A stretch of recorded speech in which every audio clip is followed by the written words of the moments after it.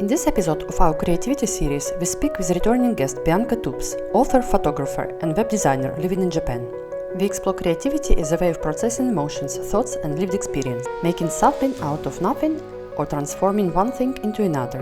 Bianca reflects on how her mother shaped her creative confidence, why everyday objects can be more inspiring than museums, and how collecting visual cues from the world around her fuels her creative process. You can also listen to our first conversation with Bianca in Season 3, Episode 9. We hope you enjoyed this episode. So Bianca, define what creativity looks like for you. Creativity for me looks like expressing your emotions or thoughts or feelings in a way that's visually interesting or stimulating to other people or to yourself, and making something out of something else or making something out of nothing in order to process feelings, information, vibes. Sometimes you're just happy and you want to express that. Sometimes it's an important message you want to get across. So yeah, that's what creativity is for me. Thank you. Who or what encourages you to explore ideas, make things, and take risks? I think what's encouraged me to explore, well, from a very young age, was my mom, because she's a very creative person, and she always thinks in a creative way too. Like, if you tell her something's not possible, she'll be like, "What do you mean not possible? I'll just go and ask these people," and then she gets things done. And she also really loved to make things. I guess she was the first inspiration for me, and then after that, it was for me. I have a lot of interest in like visual communication style, maybe because I'm autistic. I'm very fascinated by how do people communicate, what works, what doesn't. And so I really like to look at sometimes places that are not that obviously art, but they are designed very well. And I would be like obsessed with like how is this done, and what colors and why do they use them like this, and what vibe are they trying to convey with this, and what's the message. So yeah, I think everything around me can like encourage me to make things or explore things. And about the risk-taking part, I guess that was also my mom. So beautiful said. Thank you for sharing.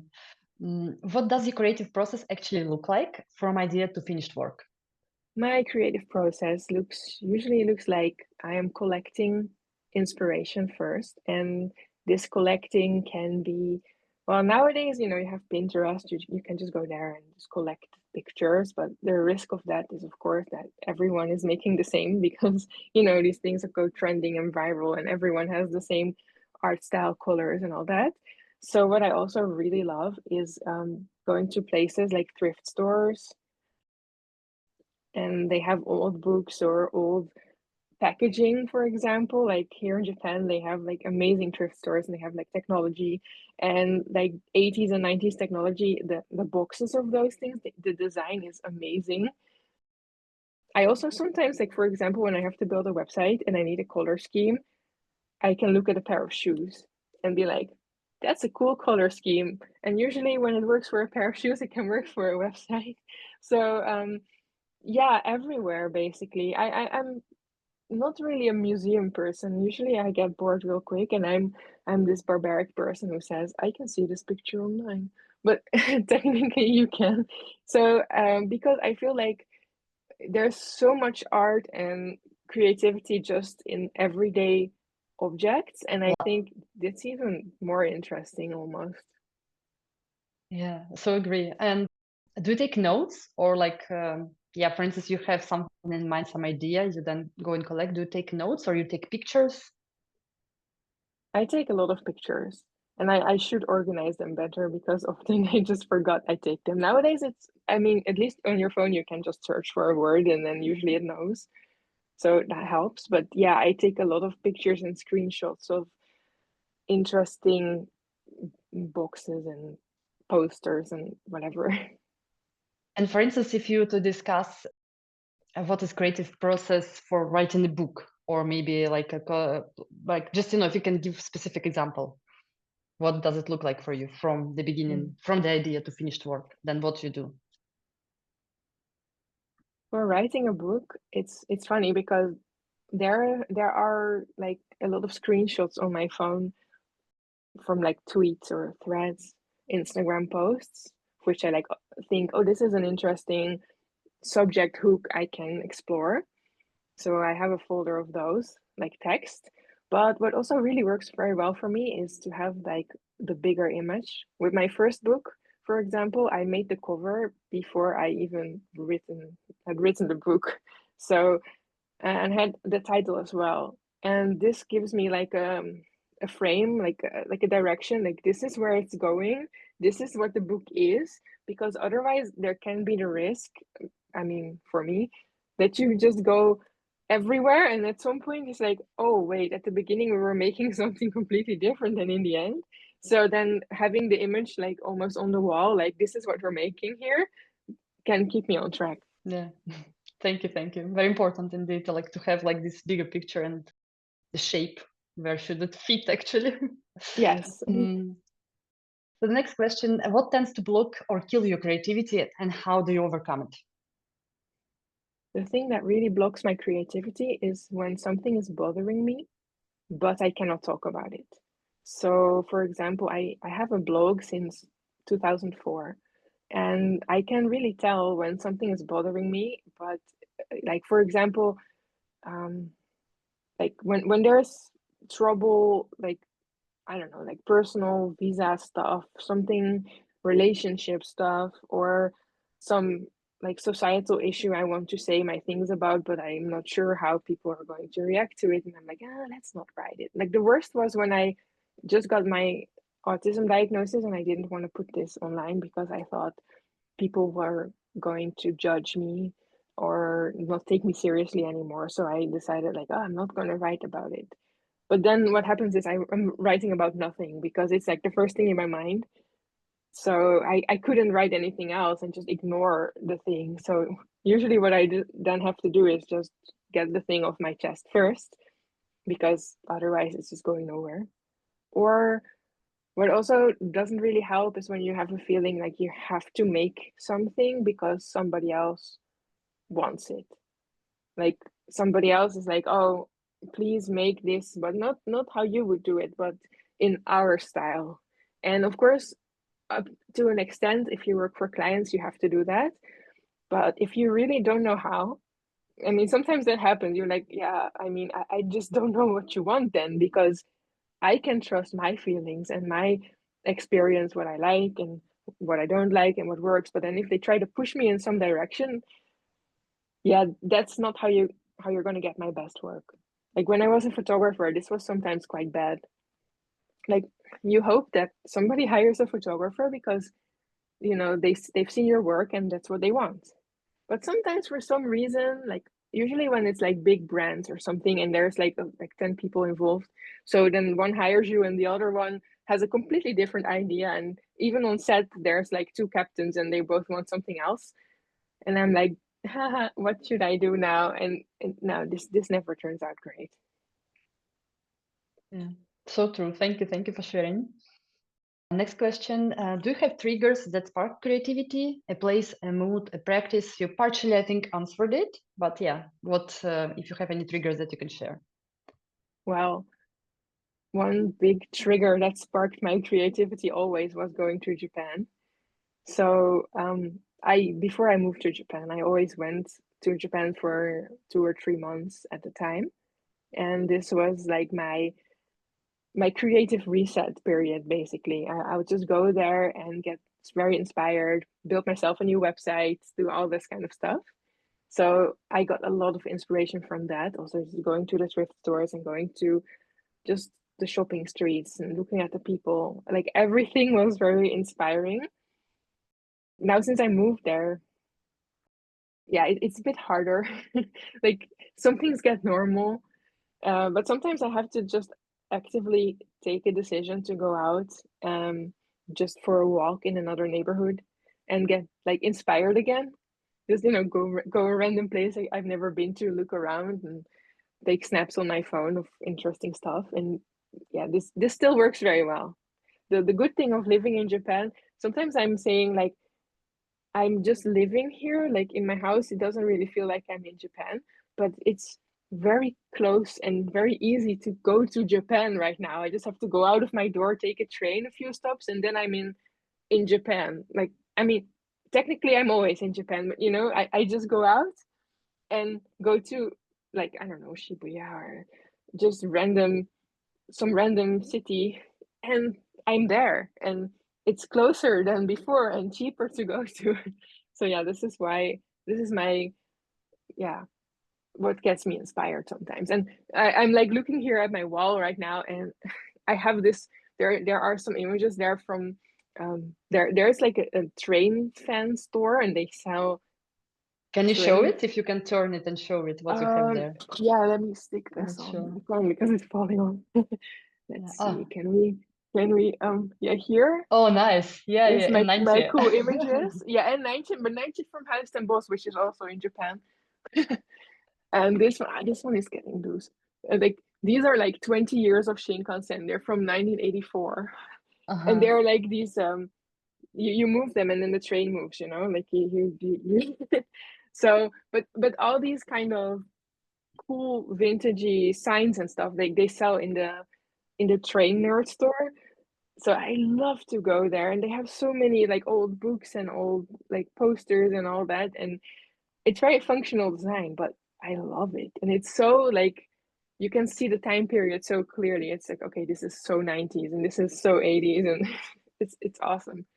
And I mean, it's maybe not the most like expected place to get inspiration, but like these places I love the most. Yeah, this is what works for you, and this is important. Yeah. And then you can see it in a website, but nobody knows that. Like it's like I build a website and I use the colors maybe from a poster, and of course, yeah, nobody notices that, but I know that it's from there. These little secrets and puzzles that you put into projects. Oh, that's Yeah, super nice. absolutely. I'm Yeah. pretty sure my next book, the design will have like subtle Japanese influences, even Oh, it's though already in previous books, in your previous books as well. So yeah, but the previous one, the Japan one, I didn't make. Another girl made the cover, and she also like loves Japan and goes there for inspiration. So this was very clear. But now for the new one I'm making, I was just working on the cover, and I'm like, yeah, there's some Japanese vibes in here. I mean, and not like the, you know, like red sakura blossoms, ikigai circle, but more like if you go to a bookstore here in Japan and look at the covers, you will probably see similarities of like the color palette and the how it's aligned.